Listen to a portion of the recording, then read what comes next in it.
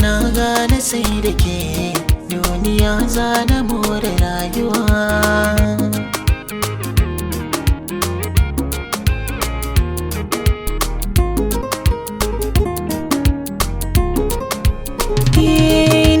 So haɗuwar jini sarai na amince akan hakan kwarai ni da ke rayuwa idan da rai.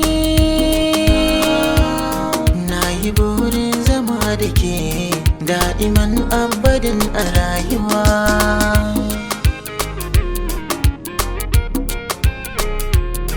Yau garan ke zamo kamar jini ko in ce idanuwan gani, dukka mata basa da kwarjini. Da garin nan na bincike gonake ɗaikin samu karbuwa.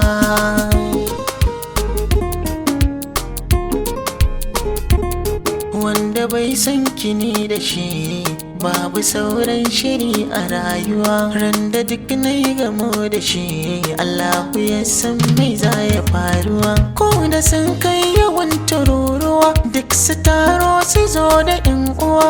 A fagen san ki ba na kaduwa. Na sadaukar dare ake ko da ni za da rasa rayuwa.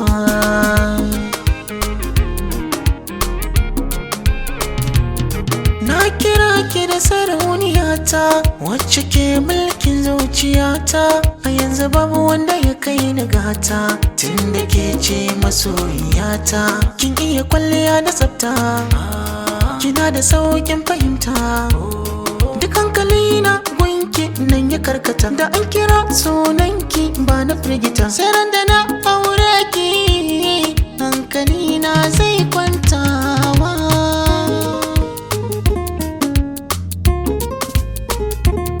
Zuciyata tana ta damuwa kan tunanin rana ta rabuwa. Babu makawa ko mai shakuwa.